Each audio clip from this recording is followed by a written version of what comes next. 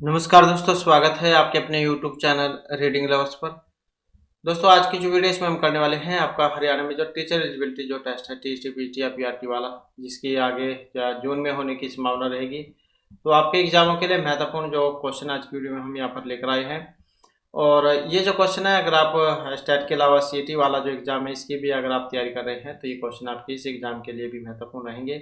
और ये वाला जो एग्जाम है ये भी आपको हो सकता है स्टेट के साथ में ही देखने को मिल जाए जून के महीने में, क्योंकि इस समय जो स्कूल है उनकी छुट्टियां हुई होती है तो स्कूल खाली मिल जाते हैं। तो इस कारण से जा रहेगा कि ये आपके एग्ज़ाम हैं जून के महीने में आगे हो। तो कभी भी हो, हमने तैयारी अपनी जारी रखनी है। तो आपके एग्जामों के लिए महत्वपूर्ण क्वेश्चन आज की वीडियो में हम यहाँ पर लेकर आए हैं, जिसमें सबसे पहले जो आपके हरियाणा जी के जो है इसके महत्वपूर्ण क्वेश्चन आ जाते हैं। और इसके बाद में फिर आपके जो अन्य सब्जेक्ट होंगे इससे महत्वपूर्ण जो क्वेश्चन है हमारे रहेंगे। तो जिसमें हमारा यहाँ पर पहला जो क्वेश्चन है यहाँ पर प्राचीन गुम्बद से।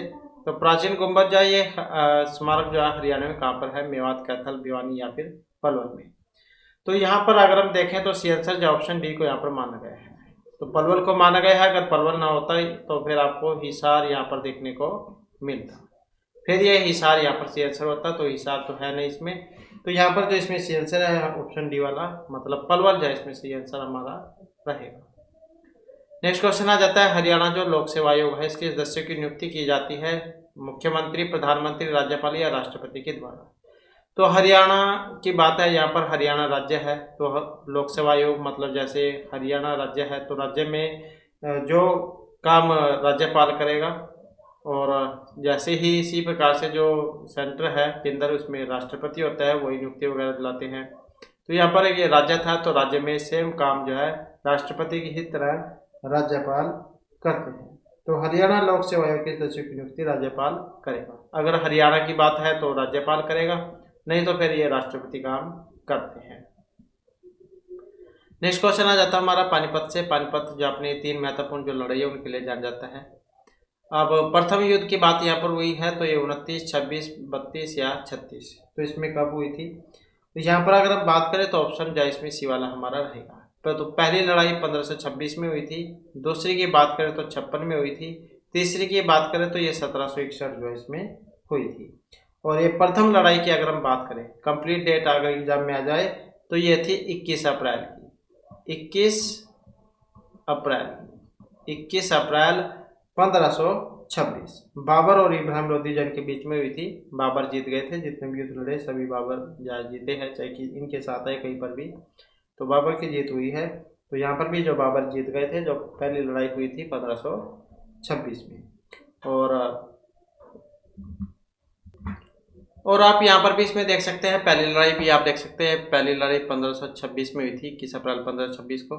तो दिल्ली के सुल्तान इब्राहिम लोदी और जो मुगल बादशाह जो बाबर थे इनके बीच में बाबर जीत गए थे इसमें। दूसरी वाली जो लड़ाई है फिर 5 नवंबर 1556 को हुई थी अकबर और हेमू के बीच, हेमचंद्र विक्रमादित्य। तो इसमें अकबर जो थे ये जीत गए थे। तीसरी वाली जो लड़ाई है ये 61 में हुई थी, 1761 में, 14 जनवरी 1761 में। तो मराठा साम्राज्य और अफगानिस्तान के शासक अहमद शाह अब्दाली के बीच में हुई थी, जिसमें जो ये अब्दाली जो थे अहमद शाह अब्दाली ये जीत गए थे। तो इस प्रकार से 3 लड़ाइयाँ हैं जो एग्जाम में आपकी पूछी जाती है। इसके बाद जो हमारा नेक्स्ट क्वेश्चन आ जाता है, क्वेश्चन यहाँ पर 21 अप्रैल 1966 को न्यायमूर्ति जयसी शाह की अध्यक्षता में बने शाह आयोग ने अपना प्रतिवेदन जो है प्रस्तुत किया था। तो 31 मई 1966 में, 15 जुलाई में, 30 जून में या 28 जुलाई में। तो 23 अप्रैल 1966 को न्यायमूर्ति जयसी शाह की अध्यक्षता में बने शाह आयोग ने अपना जो प्रतिवेदन प्रस्तुत किया था। तो कब किया था ये? अब यहाँ पर अगर हम देखें तो इसमें जो ऑप्शन रहेगा ये वाला, तो ये था 31 मई 1966। ये जो शाह आयोग जो इनका गठन हुआ था इस डेट में, ये भी आप याद रखिएगा, 23 अप्रैल 1966 को। और इसमें जो उस समय सदस्य भी पूछे जा सकते हैं, तो इस समय जो इसमें 3 सदस्य थे और इन्होंने अपनी जो रिपोर्ट जो है वो 31 मार्च को सौंपी थी, 31 मार्च 1966 को।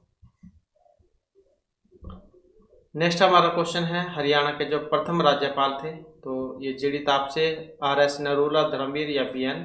चक्रवर्ती। तो हरियाणा के प्रथम राज्यपाल यहाँ पर इसमें पूछे गए हैं और इनका जो नाम अगर हम देखें तो ऑप्शन बी वाला हमारा आंसर रहेगा। तो कौन थे ये? धर्मवीर प्रधान थे और 10.5 महीने जो इनका कार्यकाल रहा था। और यहाँ पर आप इनका जो क्रम है वो भी देख सकते हैं, जैसे अब है वर्तमान में तो बंडारू दत्तात्रेय हैं 7 जुलाई 2021 से, और अब तक हैं बने हुए 7 जुलाई को जो पद ग्रहण किया था इन्होंने। इनसे पहले फिर सत्यदेव नारायण आर्य थे 25 अगस्त 2018 से 6 जुलाई 2021 तक। और फिर कप्तान सिंह सोलंकी थे, या फिर आप ऐसे नहीं समझ में आता है तो यहाँ से आप पढ़ सकते हैं। सबसे पहले नंबर के थे धर्मवीर प्रधान, 1 नवंबर 1966 से 14 सितंबर 1967 तक। फिर दूसरा नंबर जो है उसके बाद बने थे वीरेंद्र नारायण चक्रवर्ती, 15 सितंबर 1967 से 26 मार्च 1976 तक। फिर रंजीत सिंह नरूला 27 मार्च 1976 से 13 अगस्त 1976 तक। जयसुख लाल हाथी 14 अगस्त 1976 से 23 सितंबर 1977 तक। सरदार हरचरण सिंह बराड़ 24 सितंबर 1977 से 1979 तक। और जस्टिस सुरजीत सिंह संधावालिया ये थे 10 दिसंबर 1979 से 27 फरवरी 1980 तक। गणपत राव देवजी तापसे ये 28 फरवरी 1980 से 13 जून 1984 तक। इसके बाद फिर बने थे फिर ये सैयद मुजफ्फर हुसैन बरनी 14 जून 1984 से 21 फरवरी 1988 तक। फिर हरि आनंद बरारी ये 22 फरवरी 1988 से 6 फरवरी 1990 तक। फिर बने थे धनिक लाल मंडल 7 फरवरी 1990 से 13 जून 1990 तक। फिर महावीर प्रसाद बने थे 14 जून 1995 से 18 जून 2000 में।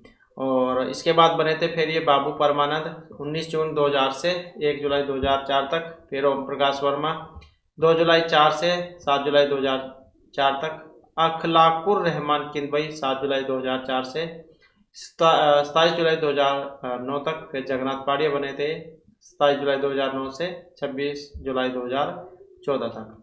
और फिर जगन्नाथ पाड़िया जो इनके बाद में कप्तान सिंह सोलंकी बने थे ये 27 जुलाई 2014 से 25 अगस्त 2018 तक। फिर सत्यदेव नारायण आर्य ये 25 अगस्त 2018 से और 6 जुलाई 21 तक। फिर बंडारू दत्तात्रेय जो अब वर्तमान में है हरियाणा के राज्यपाल 7 जुलाई 2021 से और वर्तमान तक। तो इस प्रकार से जो इनका जो यहाँ पर राज्यपाल जो हरियाणा के इनका क्रम चलता आ रहा है। तो इस प्रकार से जो यहाँ पर इनका जो क्रम है ये आए हैं, इस प्रकार से हरियाणा के राज्यपाल। नेक्स्ट आ जाता है हरियाणा के किस जिले में सबसे ऊंची चोटी कारो मतलब करोह जो चोटी कह सकते हैं आप ये वाली, तो ये स्थित है कहाँ पर है और पंचकुला अम्बाला कुरुक्षेत्र या फिर नूह में। तो इसमें से आंसर ऑप्शन ए वाला हो जाएगा हमारा। तो ये जो पंचकुला जो है यहाँ पर है करोह नामक चोटी है, यहाँ पर हो सकता है कुछ मिस है इसमें, तो करोह चोटी है और पंचकुला में आती है, हरियाणा की सबसे ऊंची चोटी है। और ऊंचाई की अगर हम बात करें तो 1514 मीटर जो है इसकी ऊंचाई मानी गई है। और ये तो बात थी आपकी जो शिवालिक श्रेणियाँ हैं उनके अंतर्गत आती है। और अगर हम अरावली पर्वत की सबसे ऊंची चोटी की बात करें तो ये है ढोसी की पहाड़ियाँ, जो आपने सुना होगा ढोसी की पहाड़ियाँ ये वाली है, इनकी है 652 मीटर। तो इनकी ज़्यादा है ये शिवालिक वालों की, तो ढोसी की पहाड़ियों की 652 मीटर ऊंचाई है। नेक्स्ट हमारा यहाँ पर क्वेश्चन है हरियाणा राज्य का निर्माण 1 नवंबर 1966 को किस समिति की अनुशंसा पर हुआ था। तो ये लाल बहादुर शास्त्री थे, सरदार हुकम सिंह, इंदिरा गांधी या सर छोटूराम। तो किन की अनुशंसा पर हुआ था, और ये थे सरदार हुकम सिंह जो थे इनकी अनुशंसा पर।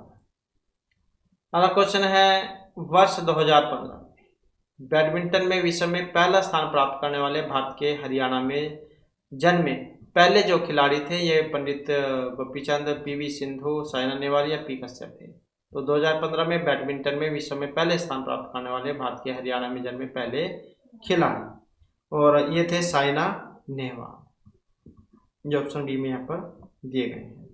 इनका जन्म हिसार में हुआ था 17 मार्च 1990 को, 17 मार्च और 1990। अगला क्वेश्चन है हरियाणा में जो ये राष्ट्रपति शासन जो है कितनी बार लागू हुआ है, कितनी बार लगा था ये 1969, 71, 77 या 1987। तो ये 3 बार लग चुका है। और यहाँ पर दूसरी बार की बात हुई है, तो दूसरी बार जो है ये 1977 जो है इसमें लगा था। और 3 बार जो है ये लग चुका है। और पहली बार जो है 2 नवंबर 1967 से 22 मई 1968 तक लगा था। फिर दूसरी बार की बात करें तो 30 अप्रैल 1977 से 21 जून 1977 तक रहा था। तीसरी बार की अगर हम बात करें तो 6 अप्रैल 1991 से 29 जुलाई 1991 तक रहा था। और राष्ट्रपति शासन की घोषणा के 2 महीने के अंदर संसद के दोनों सदनों द्वारा मंजूरी लेनी होती है। राष्ट्रपति शासन की शुरुआत में अवधि 6 महीने की होती है और इसे आगे 3 साल तक बढ़ाया जा सकता है। और भारत में जो ये तो थी बात राष्ट्रपति शासन वाली। और अगर आपातकालीन वाली बात अगर हम यहाँ पर या इसमें करें तो भारत में जो राष्ट्रीय आपातकाल जो है वो 3 बार घोषित किया गया था। भारत चीन युद्ध का जो हुआ था 1962 से 68 तक, उस समय आपातकाल की घोषणा हुई थी। और दूसरी बार फिर ये भारत पाकिस्तान का युद्ध हुआ था 1971 वाला, उस समय भी जो आपातकाल है उसकी जो घोषणा है ये हुई थी। और एक ये भारत चीन वाला था तो 1962 से 68, और ये पाकिस्तान वाला था 1971। और तीसरा जो है 1975 में लगा था 25 जून 1975 को। उस समय जो ये प्रधानमंत्री थे इंदिरा गांधी, तो इन्होंने आंतरिक अशांति के कारण आपातकाल जो है उसकी घोषणा की थी, जो 21 मार्च 1977 तक लागू रहा था। तो इस प्रकार से 3 बार राष्ट्रपति शासन हरियाणा में लग चुका है और 3 बार ही आपातकाल की घोषणा जो है भारत में हो चुकी है। इसके बाद जो नेक्स्ट क्वेश्चन है हमारा 2011 का जो भारतीय वन सर्वेक्षण था, इसके अनुसार हरियाणा का कौन सा जिला सबसे अधिक वन आच्छादित है। तो सबसे ज़्यादा जो वन है जहाँ पर 2011 की बात है उसके अनुसार फतेहाबाद, पंचकुला, पानीपत या फिर गुड़गांव। अब इसमें जो यहाँ पर माना गया है पंचकुला को, तो अब ये पंचकुला ही है, तो पंचकुला जो इसमें से आंसर यहाँ पर रहेगा। नेक्स्ट आ जाता है इनमें से कौन सी महर्षि बाणभट्ट की रचना है। सूरसागर, गीत, रामायण, हर्षचरित या भगवद गीता। तो महर्षि बाणभट्ट जैन की रचना है और कौन से वाली है, तो ये ऑप्शन बी वाला हो जाएगा। तो हर्षचरित महर्षि बाणभट्ट जैन के दरबारी कवि थे राजा हर्षवर्धन के, तो इनके जीवन चरित्र के ऊपर उन्होंने हर्षचरित जो काव्य लिखा था। और हर्षवर्धन जो है थानेसर के शासक थे और इनके समय में चीन यात्री हिंसांग जो है भारत यात्रा पर आए थे, और जो जिसके बारे में इन्होंने जो इनकी पुस्तक है CUC इसमें बतलाया है। नेक्स्ट आ जाता है क्वेश्चन है हमारा कौन सा राज्य हरियाणा के साथ अपनी सीमा साझा करता है। मिजोरम, अरुणाचल प्रदेश, हिमाचल प्रदेश या फिर सिक्किम। तो कौन सा राज्य हरियाणा के साथ अपनी सीमा साझा करता है, तो कौन सा है, ये वाला हिमाचल प्रदेश। नेक्स्ट क्वेश्चन आ जाता है नागफनी और रसदार वृक्षों के विरल और संकटग्रस्त प्रजातियों के लिए समर्पित एशिया का सबसे बड़ा बगीचा हरियाणा के कहाँ पर है। सोनीपत, यमुनानगर, पंचकुला या मेवात। तो नागफनी और रसदार वृक्षों के विरल और संकटग्रस्त प्रजातियों के लिए समर्पित एशिया का सबसे बड़ा बगीचा कहाँ पर है, तो ये पंचकुला में है। कैक्टस गार्डन आपने नाम सुना होगा, तो एशिया का सबसे बड़ा कैक्टस गार्डन जो है ये पंचकुला में है। नेक्स्ट क्वेश्चन आ जाता है हमारा हरियाणा का सबसे पुराना रेलवे स्टेशन जो कि 1873 में बना था, हांसी, अंबाला, सिरसा या रेवाड़ी है।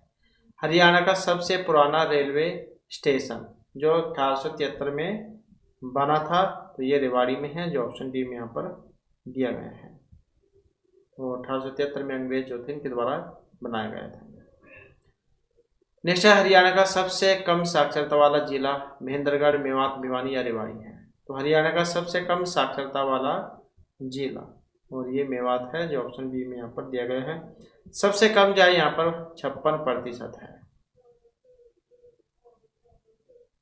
तो ये जिला होगा मेवात। लिंग अनुपात तो ज़्यादा होगा और जो पढ़े लिखे हैं वो कम होंगे। नेक्स्ट आ जाता है हरियाणा में जो ऑटो बैराज है वो किस नदी पर है। साहिबी, घग्गर, हकड़ा, टांगरी या यमुना नदी पर। तो हरियाणा में ऑटो बैराज किस नदी पर है, और इसमें देखें तो ऑप्शन सी वाला रहेगा, तो घग्गर हकड़ा पर, और ये घग्गर नदी सिरसा जिले पर बना हुआ है। नेक्स्ट क्वेश्चन है कौन सा जिला हरियाणा का 22वां जिला बना है। चरखी दादरी, पलवल, नूंह या कोई सा भी नहीं। तो हरियाणा का 22वां जिला घोषित किया गया है, तो कौन सा है ये चरखी दादरी है, जो ऑप्शन ए में यहाँ पर दिया गया है। और 2016 जो इसमें बना था ये, और यहाँ पर आप जो इनका जो क्रम है वो भी देख सकते हैं। सबसे पहले अम्बाला, भिवानी, फरीदाबाद, फतेहाबाद, उसके बाद गुड़गांव, हिसार, झज्जर, जींद, कैथल, करनाल, कुरुक्षेत्र, महेंद्रगढ़, मेवात, और फिर मेवात के बाद जो आ जाता है पलवल, पंचकुला, पानीपत, रेवाड़ी, रोहतक, सिरसा, सोनीपत, यमुनानगर, चरखी दादरी। और इनका फिर यहाँ पर ये क्रम भी है। मुख्यालय किसका कहाँ पर है? अम्बाला का अम्बाला में ही है, भिवानी का भिवानी में, फरीदाबाद का फरीदाबाद में है, फतेहाबाद का फतेहाबाद में, गुड़गांव का गुड़गांव में, हिसार का हिसार में, झज्जर का झज्जर में, जींद का जींद में, कैथल का करनाल में है, करनाल का कैथल में, कुरुक्षेत्र का कुरुक्षेत्र में है, महेंद्रगढ़ का जो है ये नारनौल में है, महेंद्रगढ़ का नारनौल में, मेवात का नूह में हो गया, पलवल का पलवल में है, पंचकुला का पंचकुला में, पानीपत का पानीपत में, रेवाड़ी का रेवाड़ी में, रोहतक का रोहतक में, सिरसा का सिरसा, सोनीपत का सोनीपत, यमुनानगर का यमुनानगर, चरखीदार का चरखीदार। तो इस प्रकार से जिला मुख्यालय, साथ में जनसंख्या, विकास दर, लिंग अनुपात और साक्षरता दर किसकी कितनी है, और क्षेत्र वर्ग किलोमीटर में, और साथ में जो घनत्व है किसका कितना है, तो वो आप यहाँ पर देख सकते हैं। और इसमें भी आप यहाँ पर देख सकते हैं इनका क्रम, और ये कौन सा कब बना था। तो जैसे गुड़गांव है 1 नवंबर 1966 को बना था, महेंद्रगढ़ ये भी 1 नवंबर 1966 जो इसी में बना था, और इसके अलावा रोहतक, करनाल, अम्बाला, जींद, हिसा ये 1 नवंबर 1966 को बने थे। फिर भिवानी 22 दिसंबर 1972 में, सोनीपत 22 दिसंबर 1972 में बना था, कुरुक्षेत्र जो है 23 जनवरी 1973 में, और फिर उसके बाद जो है सिरसा 26 अगस्त 1975 में, और फरीदाबाद 15 जुलाई 1979 में, उसके बाद रेवाड़ी, पानीपत, यमुनानगर और कैथल ये 1 नवंबर 1989 में बने थे। और इसके बाद आ जाता है फिर यहाँ पर कैथल के बाद पंचकुला, और ये 15 अगस्त 1995 में बना था, झज्जर 15 जुलाई 1997 में, फतेहाबाद 15 जुलाई 1997, नूह मेवात 4 अप्रैल 2005 में, उसके बाद पलवल बना था 13 अगस्त 2008 में, और फिर ये चरखी दादरी बना था 4 दिसंबर 2016 में। तो इस प्रकार से इनका क्रम है ये, तो ये आप याद रखिएगा। इसके बाद में फिर हमारा जो यहाँ पर नेक्स्ट क्वेश्चन आ जाता है। क्वेश्चन है इनमें से कौन सा हरियाणा में जो एक मंडल नहीं है, हिसार, रोहतक, गुड़गांव या रेवाड़ी। अब नहीं है कौन सा, ये वाला। तो गुड़गांव के अंतर्गत आता है, 6 मंडल है हरियाणा में, और ये यहाँ पर इनका क्रम आ जाता है 1 2 3 4 5 और 6। तो अम्बाला जो अम्बाले में अम्बाला, कुरुक्षेत्र, पंचकुला, यमुनानगर ये आ जाते हैं। फरीदाबाद की बात करें तो फरीदाबाद, पलवल, मेवात, गुड़गांव में गुड़गांव, महेंद्रगढ़, रेवाड़ी। हिसार की बात करें तो फतेहाबाद, जींद, हिसार, सिरसा। रोहतक की बात करें तो झज्जर, चरखी दादरी, रोहतक, सोनीपत, भिवानी आ जाते हैं। करनाल में करनाल, पानीपत, कैथल ये आ जाते हैं। तो इस प्रकार से 6 मंडल जो इनका और क्रम, और साथ में कौन से जिले किसमें आते हैं। तो इस प्रकार से जो आप इनका जो यहाँ पर क्रम है वो याद रखिएगा। नेक्स्ट हमारा क्वेश्चन है, हरियाणा में जो फरीदाबाद शहर है इसकी स्थापना की थी राजा नाहर सिंह जैनों ने, नाहर सिंह, शेख फरीद, जहांगीर या मलिक मोहम्मद खान ने।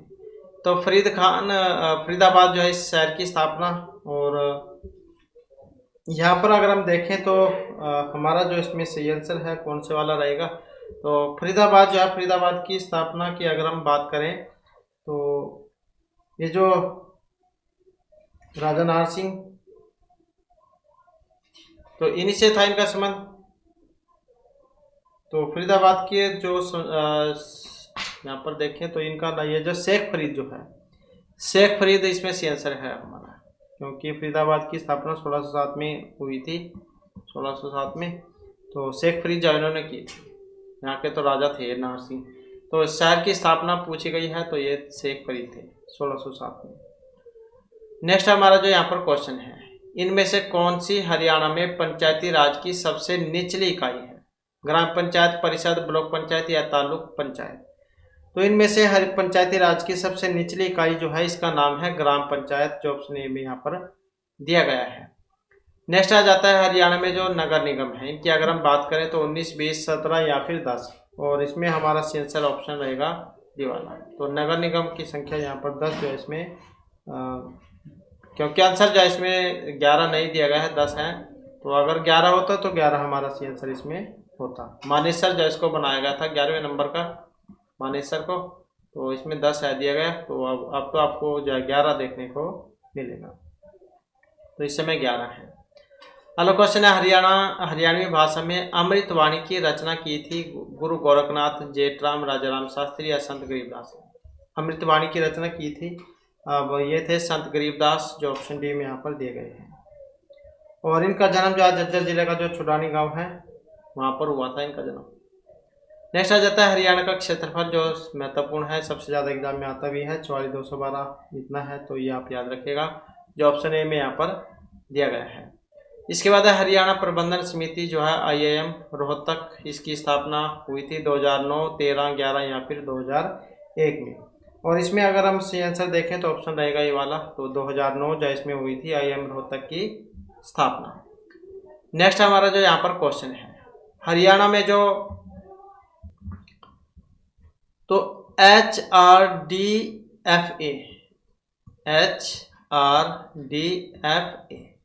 इसका जो यहाँ पर मतलब इनमें क्या है, और इसका जो अर्थ है यहाँ पर ऑप्शन डी से है, Haryana rural development fund administration.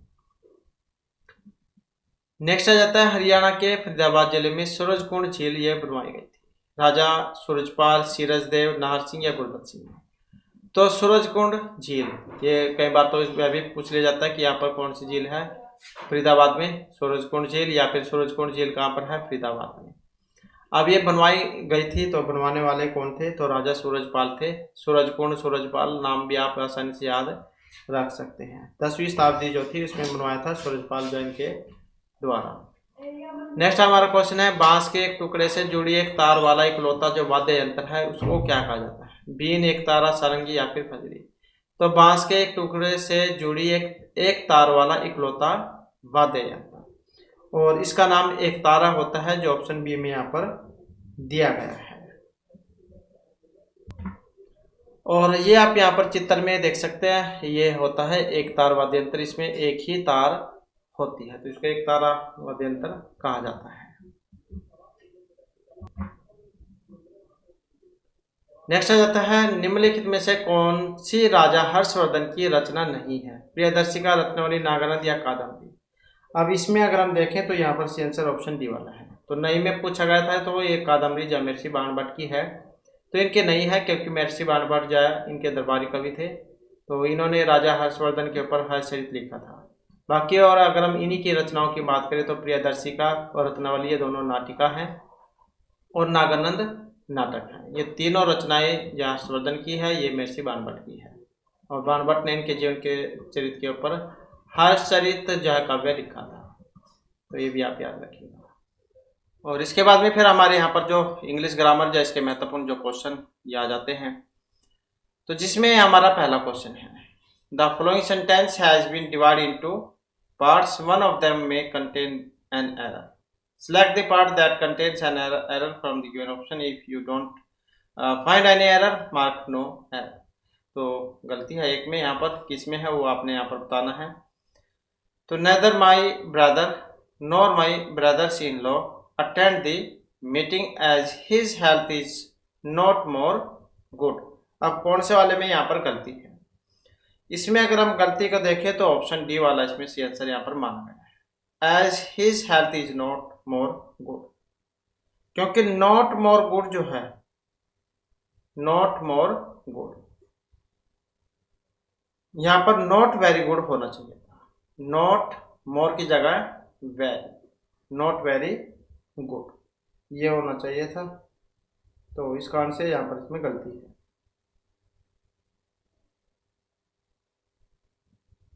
Next है, या फिर as his wealth was not good, ऐसे भी चल सकता था ये तो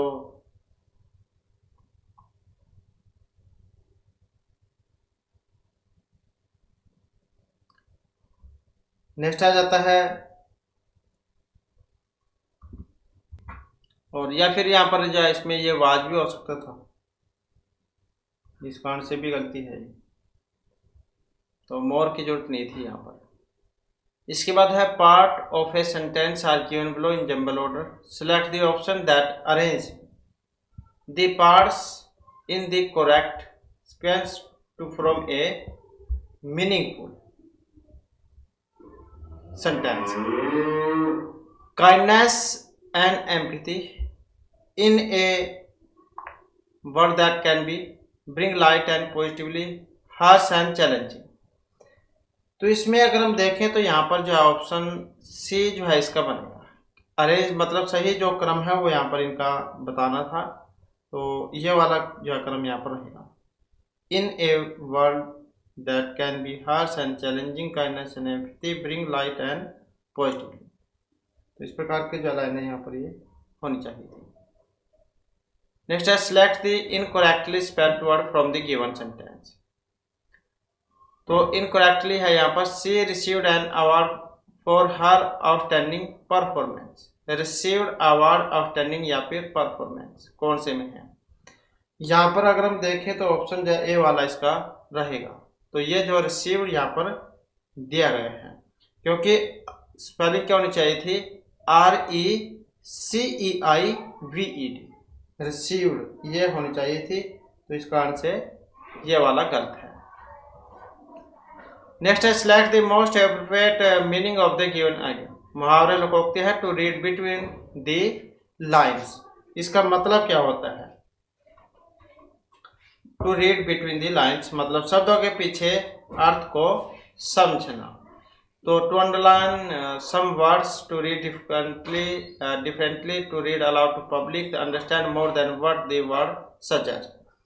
अब इसमें देखें तो ऑप्शन रहेगा यहाँ पर डी वाला, to understand more than what the word suggest, मतलब शब्द के पीछे अर्थ को समझना। To understand more than what the word suggest. Next आ जाता है select the word opposite in meaning to the given words. तो विपरीतार्थक विलोम उल्टा जो इसका बताना है डिफिशेंट का। इसका विपरीतार्थक विलोम उल्टा क्या रहेगा? और इसमें अगर हम देखें तो यहाँ पर जो ऑप्शन जो सी है इसको माना गया है एम्पल। डिफिशेंट का मतलब कमी और एम्पल जो है इसका मतलब पर्याप्त से लिया गया है। और स्किम्पी जो है इसका मतलब अपर्याप्त है। ब्रोकन का मतलब क्षतिग्रस्त से है, और ट्रिवल जो है इसका मतलब अप्रिय से है। तो क्योंकि यहाँ पर इसका विपरीतार्थक विलोम उल्टा बताना था डिफिशेंट का, तो इसका जो है ये वाला हो जाएगा। इसका मतलब है पर्याप्त से। नेक्स्ट है select the most appropriate antonyms of the given word. तो यहाँ पर भी जो इसका विपरीतार्थक विलोम उल्टा जो है वही बताना है। जैसे मेंडर दिया गया है यहाँ पर, अब इसका यहाँ पर देखें तो मतलब होता है लक्ष्यहीन, जो लक्ष्यहीन होता है। अब जब हम इसका बनाएंगे तो कौन सा बनेगा? ये वाला डायरेक्ट, ये वाला डायरेक्ट मतलब प्रत्यक्ष, मेंडर मतलब लक्ष्यहीन, और रिम्बल मतलब उद्देश्यहीन, और डिसाइड जो दिया गया है इसका मतलब प्रतिनिधित्व करना, और कन्फर्म मतलब पुष्टि करना।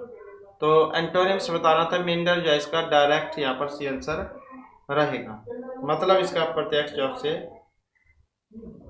जो है लिया गया है। तो इसके बाद आ जाता है नेक्स्ट हमारा, यहाँ पर भी select the most appropriate antonyms of the underline word in the following sentence. तो इसका भी विपरीतार्थक विलोम उल्टा बताना है। और in Shakespeare's the merchant of Venice Shakespeare conveys am to jeopardize Antonio's life. तो ये वाला जो है इसमें इसका बताना है आपने। और इसका अगर हम देखें तो ऑप्शन जो है यहाँ पर ये वाला इसका बनेगा सेफ गार्ड। तो ये जो परशूट जो है इसका मतलब पीछा होता है, तो सेफ गार्ड जो है इसका यहाँ पर सेफ गार्ड मतलब सुरक्षा करना, और जियो पैराडाइज मतलब जोखिम में डालना, रिस्क जोखिम को कह देते हैं, पेरिल जो है संकट को कह देते हैं, जेपी मतलब मजाक को कह देते हैं। तो इसका जो एंटोनिम्स है यहाँ पर, तो सेफ गार्ड जो है यहाँ पर ये माना गया है, क्योंकि अगर ये देखिए कन्वेंस, इसका विपरीतार्थक विलोम जाओ सेफ गार्ड होता है, और इसका मतलब होता है मिली भगत करना, तो फिर इसका जो है सेफ गार्ड बनेगा। इसके बाद है select the most appropriate option to fill in the blank.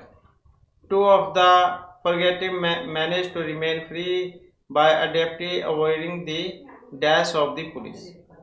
अब इसमें फॉलोइंग आएगा, रिप्रेशन आएगा, प्योर शॉट आएगा, डिस्कवरी आएगा। अब इसमें अगर हम देखें तो प्योर शॉट जो है इसका मतलब पीछा है, तो ये जो है अगर हम देखें तो ये वाला सही आंसर रहे हो जाएगा इसका प्योर शॉट, प्योर साइट मतलब किसी को पकड़ने के लिए उसका पीछा करना। तो दो भगोड़े चतुराई से पुलिस की तलाश से बचकर भागने में सफल रहे, तो प्योर शॉट जो है यहाँ पर इसका आंसर रहेगा। नेक्स्ट है select the correctly spelled word. तो इसमें भी एक जो सही है वो कौन से वाला है सही, तो सही अगर हम देखें तो यहाँ पर ऑप्शन सी वाला है, ये वाला CONSCIENTOUS।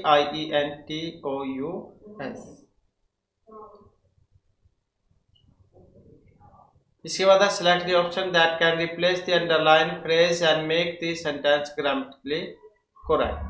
The program on TV was now shown to blurring face of the image of the rehabilitation center। इसमें देखें तो यहाँ पर इसका या कौन सा बनेगा, और यहाँ पर अगर हम देखें तो ऑप्शन जो इसका बनेगा बी वाला, तो बी वाला जो है यहाँ पर इसका बनेगा। Was now showing the blur face of the image of the rehabilitation।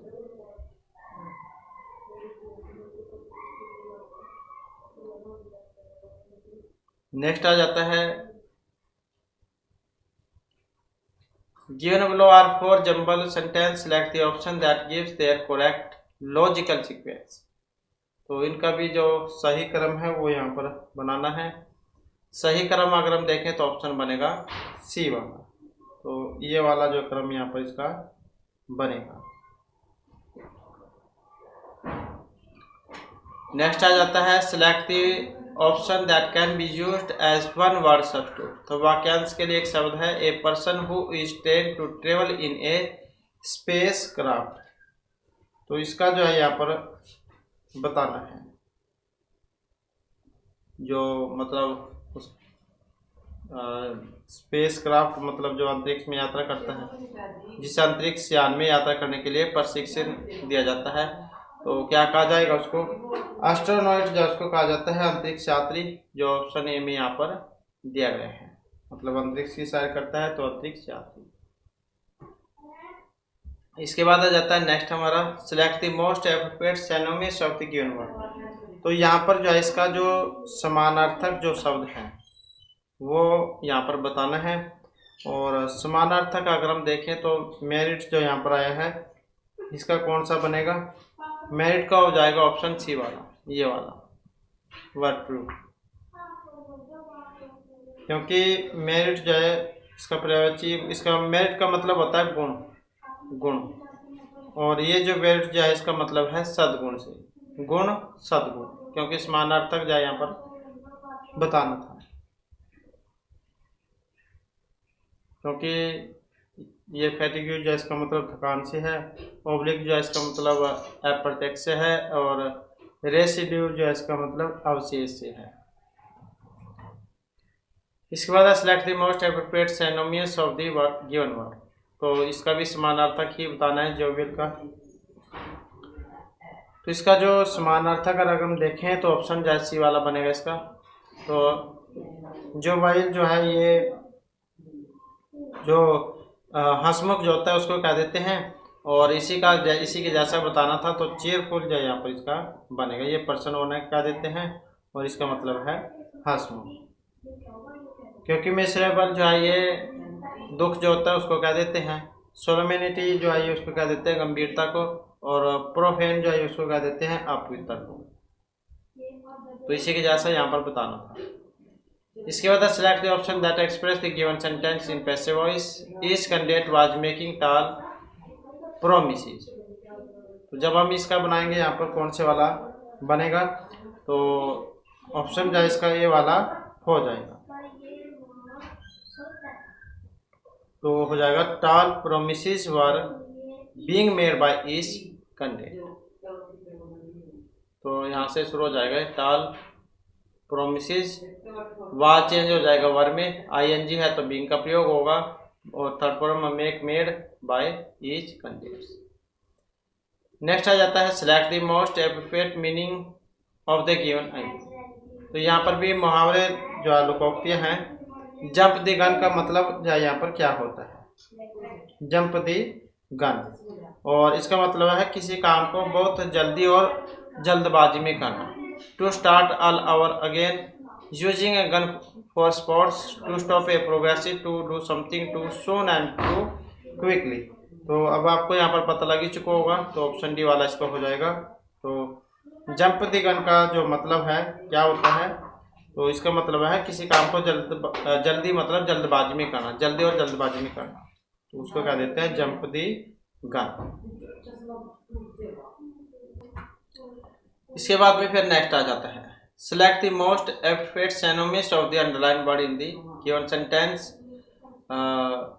Lala is the sultan's कंसा। तो यहाँ पर भी समानार्थक जो है इसका आपने यहाँ पर बताना है, और कंसर्ट जो है यहाँ पर इसका मतलब होता है जीवन साथी। और यहाँ पर अगर हम देखें तो इसका सी आंसर कौन सा बनेगा, तो ऑप्शन डी वाला हो जाएगा। पार्टनर ये भी साथी को ही कह देते हैं, और तो कंसर्ट का जीवन साथी और पार्टनर का मतलब भी साथी से लिया गया है। क्योंकि यहाँ पर फौज जो है ये शत्रु को कह देते हैं, एनिमी जो होता है ये भी शत्रु होता है, अल्कोहलिक जो है शराबी जो होता है उसको कह देते हैं। तो कंसर्ट मतलब पार्टनर। नेक्स्ट आ जाता है दी गई आकृति में कितने त्रिभुज हैं। तो इसके बाद हमारे जो यहाँ पर आपके जो रीजनिंग वाले जो क्वेश्चन है ये आ जाते हैं। तो त्रिभुज है यहाँ पर कितनी है, और ये क्या है, पंचभुज है। अब दी गई आकृति में कितने पंचभुज हैं। अब पंचभुज इसमें देखें तो कितने हो सकते हैं यहाँ पर, तो ऑप्शन डी वाला यहाँ पर हो जाएगा। तो कितने हैं इसमें, 6।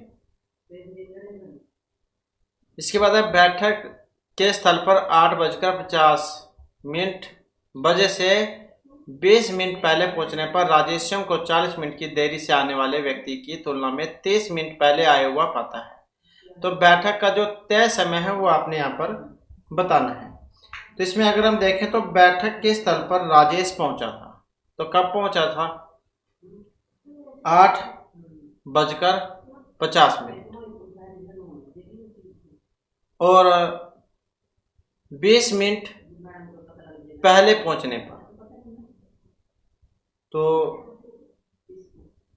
क्या हो जाएगा, 8:30। 40 मिनट देरी में आने वाले व्यक्ति की तुलना में राजेश 30 मिनट पहले पहुंचा था। तो इसका अर्थ हुआ कि वह 30-30-60 मतलब 9 बजे पहुंचा। तो बैठक का जो तय समय है 9 में से हम जो है 40 कम कर लेंगे, क्योंकि 40 मिनट की देरी से आने वाले व्यक्ति की तुलना में 30 मिनट पहले आया हुआ पाता है। तो कितना हो जाएगा, 8:20 का। तो कितना समय था, 8:20 का। इसके बाद है एक अलमारी में 6 किताबें रखी हुई हैं और उन पर LMNO P और Q लिखा हुआ है। MPN और Q का आवरण भूरा है जबकि अन्य सभी का आवरण काला है। LM और नए संस्करण हैं जबकि बाकी पुराने हैं। LM और N कंप्यूटर की पुस्तकें हैं जबकि अन्य सभी विधि की पुस्तकें हैं। तो इसमें आपने इसका बताना है कि कौन से दो संस्करण विधि की भूरे आवरण वाली पुरानी पुस्तकें हैं। तो ये आपने यहाँ पर बताना है। तो इसमें अगर हम देखें तो भूरा आवरण की जो पुस्तकें हैं, भूरे आवरण की पुस्तकें, तो ये हो जाएंगे यहाँ पर MPN क्यू, यही वाली है MPN और क्यू। काले आवरण की कितनी है, जो ब्लैक हैं, ये तो थी भूरे की। और अगर हम यहाँ पर काले की देखें तो काले की कितनी थी, L और O, क्योंकि L, M, N, O, P और Q ये सारी थी। MPN और Q तो भूरे की होगी, तो बाकी बच गई काले की। तो नए संस्करण की जो पुस्तकें हैं, तो नए संस्करण वाली पुस्तकें, तो ये हो जाएगी LMO।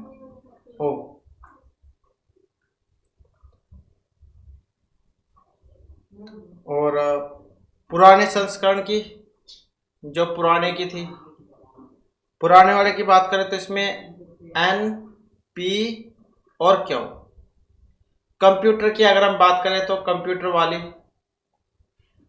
ये थी L, M और N। और विधि की अगर हम पुस्तकों की बात करें, विधि वाली, तो ये थी P और Q। तो इस प्रकार से देखें तो यहाँ पर जो इसका कौन सा बनेगा, ये होगा PQ। तो कौन से दो संस्करण विधि की भूरे आवरण वाली पुरानी पुस्तकें हैं। नेक्स्ट है, कौन सी विधि की नई पुस्तक का आवरण काला है, LO, Q या P का। विधि की नई पुस्तक का आवरण काला है, तो कौन सी है, तो ये है ये वाली, O वाली। कौन सी नई कंप्यूटर पुस्तक का आवरण भूरा है, अब ये कौन से वाली का है, तो ये M वाली का है।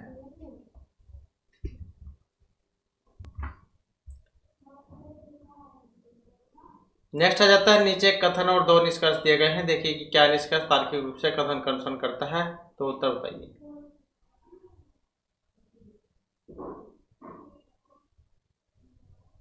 तो क्वेश्चन है यहाँ पर, अपने नाभिकीय हथियारों के संबंध में भारत ने फर्स्ट यूज नीति का अनुसरण करता है, जिसका अर्थ है कि किसी भी विवाद की स्थिति में वह नाभिकीय हथियारों का प्रयोग करने वाला पहला नहीं होगा।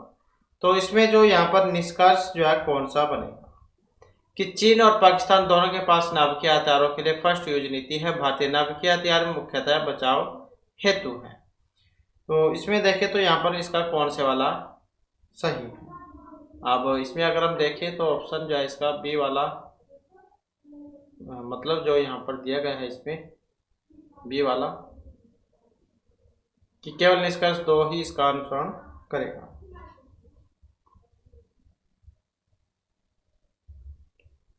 नेक्स्ट आ जाता है क्वेश्चन हमारा, तो यहाँ पर इसमें कथन है L बराबर C P C, तो इसमें निष्कर्ष जो है इसका बताना है।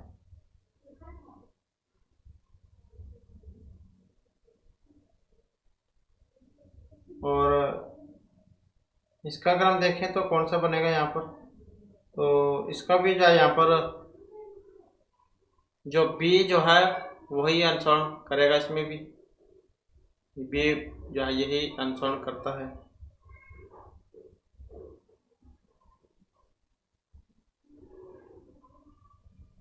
नेक्स्ट है हमारा यहाँ पर लुप्त जो श्रृंखला वो आपने बतानी है।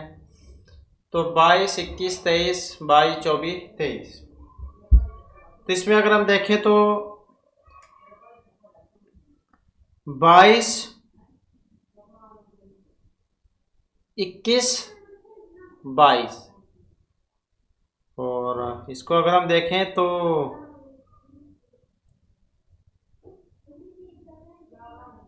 यहाँ पर क्या है 21 और एक 22, और यहाँ पर अगर हम देखें तो 21 और 2 23। इसी प्रकार से यहाँ पर देखें 22 और एक 23, और 22 और 2 24, 23 और एक 24, तो ऐसे फिर यहाँ पर 23 और 2 25। तो ये वाला कुछ क्रम यहाँ पर चला हुआ है। तो ऑप्शन सी वाला इसका बन जाएगा। नेक्स्ट है यहाँ पर B2CD, BCD4, B5CD, B6D। तो इसमें भी जो है यहाँ पर बताना इसमें कौन सा बनेगा। तो यहाँ पर अगर हम देखें B2CD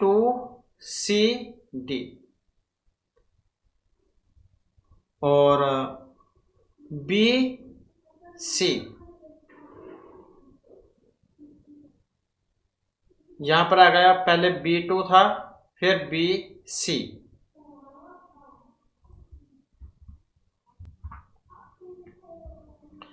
तो इसमें जो है यहाँ पर देखें तो इसका अगर हम सही आंसर देखें तो जो है ऑप्शन सी जो है इसका बनेगा, BC3 और D, ये वाला बनेगा इसका। इसके बाद है सही उत्तर आकृति को चुनिए जो प्रश्न आकृति के पैटर्न को जारी रखिए। तो कौन सी आकृति जो है यहाँ पर चली हुई है। तो इसमें देख सकते हैं यहाँ पर एक खड़ी हुई रेखा है और एस छोटे वाला है, नेक्स्ट में बड़ा एस है और रेखा छोटी हो गई है। नेक्स्ट में देख सकते हैं त्रिभुज और आयत जो है वो इसकी एक लाइन कंप्लीट नहीं है। तो इसमें क्या, पहली आकृति से दूसरी आकृति में डिजाइन और आकार परस्पर आपस में बदल रहे हैं और इसी प्रकार से तीसरी आकृति चौथी आकृति में बदलेगी और दो आकृतियों के बाद नए डिजाइन आ जाता है। तो ऑप्शन ए वाला फिर यहाँ पर इसका बनेगा। नेक्स्ट आ जाता है क्वेश्चन हमारा, यहाँ पर भी इसमें चित्र वाला ही है। इसमें बताना देख सकते हैं शुरू में टी है, नेक्स्ट में और टी ये उल्टी हो गई है और तीर का निशान आ गया है यहाँ पर। नेक्स्ट वाले में अगर देखें तो टी सीधी हो गई है। अब यहाँ पर देखें तो पहले में सीधी है, इसमें उल्टी है, इसमें सीधी है, इसमें उल्टी है। यहाँ पर इसमें कुछ नहीं था, यहाँ पर एक तीर का निशान है और नेक्स्ट वाली आकृति में ये उल्टा हो गया है और इससे अगले वाली में सीधा हो गया है। पहले वाले में कुछ नहीं था, दूसरे में 2 आ गए हैं, तीसरे में 3, चौथे में 4। तो इस प्रकार से अगर हम देखें तो इसका कौन सा बनेगा। तो प्रत्येक अगली आकृति में एक डिजाइन बढ़ता है और पूर्ववर्ती डिजाइन आकृति में पलट जाता है। तो इस तरीके से जो है ए वाला यहाँ पर इसमें बनेगा, क्योंकि इसमें उल्टा था, ये सीधा होना चाहिए।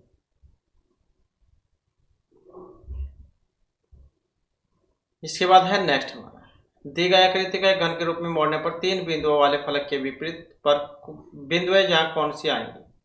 तो जब हम इसको मोड़ते हैं तो कौन सी यहाँ पर आएंगी। तो 3 बिंदुएं जो है इस वाले फलक के विपरीत। तो अगर हम यहाँ पर देखें तो जब हम इसे मोड़ेंगे तो इस प्रकार से होता है और एक के विपरीत 2 और 4 वाले के विपरीत 6। तो इस प्रकार से मोड़ा जाएगा ये। तो इसमें 3 बिंदुओं के विपरीत फिर कौन सी बनेगी। तो यही होगी, ये 3 है और ये 5 वाली है। तो इस तरीके से होगा ये। तो इस प्रकार से आप देख सकते हैं इसमें, तो ऑप्शन डी वाला जो है इसका हो जाएगा। तो इस प्रकार से ये होंगे।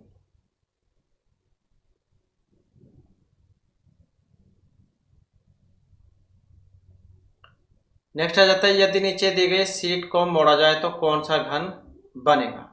तो अगर ये है यहाँ पर, इसको हम मोड़ते हैं तो कौन सी आकृति यहाँ पर इसमें बन सकती है। तो इसको जब हम मोड़ेंगे तो कौन सी बनेगी। तो केवल 2 वाली ही बनेगी। तो यही बनेगी इसमें, क्योंकि F जो है, F के विपरीत क्या आएगा, ये वाला,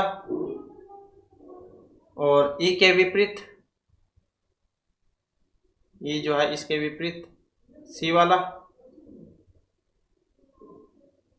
और A के विपरीत ये वाला। तो F और B जब आसन सतह पर नहीं हो सकते,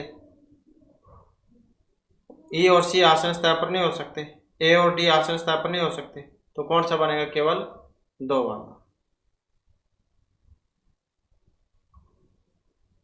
इसके बाद है सांप से कोबरा संबंधित है जैसे पुष्प से। पंखुड़ी, खुशबू, गुलाब या पौधा। सांप कोबरा होता है, ऐसे ही जो पुष्प है वो गुलाब का हो। तो कोबरा एक प्रकार का सांप है, गुलाब एक प्रकार का क्या है, या एक पुष्प है, मतलब ऑप्शन बी है। नेक्स्ट आ जाता है सिंह का समूह, जैसे प्राय से सिंह संबंधित है, जैसे झुंड स्कूल से, शिक्षक, विद्यार्थी, मछलियां, किताबें। तो कौन सा होगा, ये वाला। सिंहों का समूह प्राइड कहलाता है। इसी प्रकार से जो मछलियों का झुंड है वो स्कूल कहलाता है। झुंड जो मछलियों का होता है। नेक्स्ट है कौन सा रेख चिकित्सक, कलाकार और पुरुषों के बीच संबंध का सही अच्छी तरह से वर्णन करता है। तो इसमें क्या है, चिकित्सक, कलाकार और पुरुष। अब यहाँ पर अगर हम देखें तो कौन सा बन सकता है, तो ए वाला, क्योंकि पुरुष, चिकित्सक और कलाकार का आपस में संबंध है। नेक्स्ट है यदि रामपुर की 6% जनसंख्या स्नातकोत्तर है और 19% सामान्य स्नातक है, तो कौन सा रेख छायांकित भाग के रूप में स्नातकों का अनुपात दिखाता है। तो कौन सा दिखाएगा यहाँ पर, तो जो जनसंख्या स्नातकोत्तर है वह सामान्य स्नातक भी है। तो कुल स्नातक कितने हैं, 6 और 19 मतलब 25। तो कौन सा दिखाएगा अभी यहाँ पर, तो इसमें देखें तो ये वाला दिखाएगा।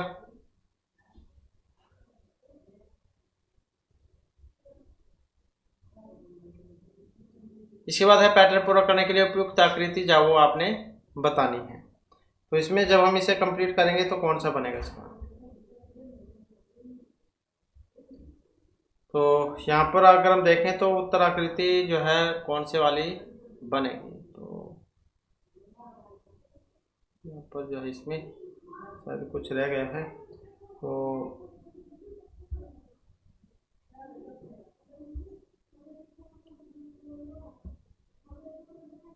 इसमें है नहीं शायद कुछ ही। तो नेक्स्ट क्वेश्चन हम देख लेते हैं यहाँ पर। एक निश्चित कूट में TRED को इस प्रकार से और प्रे जो है इसको इस प्रकार से लिखा जाता है, तो ये जो है यहाँ पर ARTRY को कैसे लिखा जाएगा। तो जिस प्रकार से TREAD ये जो है इसका कोड ये वाला है 7, ये प्रतिशत, और ये #94 ये वाला है। तो इसी प्रकार से प्रे का है ये वाला डॉलर का निशान, और ये प्रतिशत का है, और ये हैशटैग, और ये 8।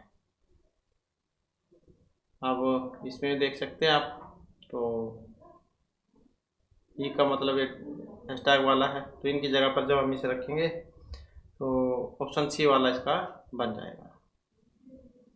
तो इसमें भी आप देख सकते हैं ये जो है ए का कोड कौन सा था, इसमें ए का 9 है, 9 रख देंगे यहाँ पर।